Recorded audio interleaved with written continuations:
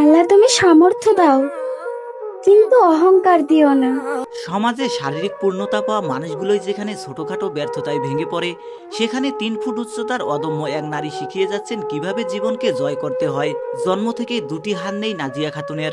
শারীরিক প্রতিবন্ধকতা আর অভাবের টানাপোড়েন ছিল তার জন্মের সঙ্গিনী। তবে সব বাধাকে বুড়ো আঙ্গুল দেখিয়ে তিনি আজ নিজের পায়ে দাঁড়িয়ে এক অনন্য দৃষ্টান্ত স্থাপন করেছেন।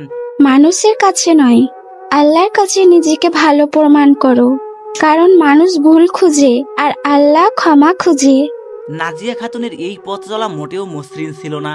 গ্রামের কিছু মানুষের কটু কথা, অবহেলা আর হাসাহাসি প্রতি পদে পদে তার আত্মবিশ্বাস ভেঙে দেওয়ার চেষ্টা করেছে। জন্মগত শারীরিক সীমাবদ্ধতার কারণে সমাজের চোখে তিনি ছিলেন কেবলই করুণার পাত্র। হজ করে নেওয়া যায়, ভাগ্য নয়। আমার ভাগ্যে যা আছে তা পাহাড়ের চূড়ায় থাকলেও একদিন পাবো। আমার আল্লাহ আমাকে কখনো ঠকাবেন না।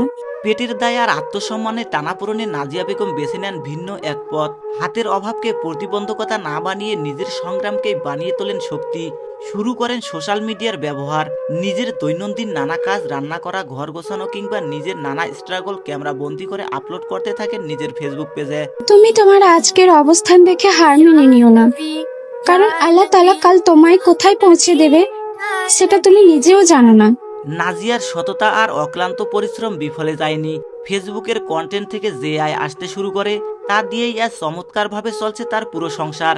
যে হাত নেই সেই হাতের শূন্যতা তিনি পূরণ করছেন আত্মবিশ্বাস দিয়ে। অন্য কারো বোঝা না হয়ে পরিবারে তিনি এখন প্রধান আয়ের উৎস। মানুষ কি বললে সেটা নয়, আমি কতটা চেষ্টা করছি সেটাই আমার কাছে গুরুত্বপূর্ণ। আমি পড়ে গেলেও আবার উঠে দাঁড়াতে চাই। আপনার একটা ফলো আমার এই পথ চলাই অনেক সাহস যোগায়।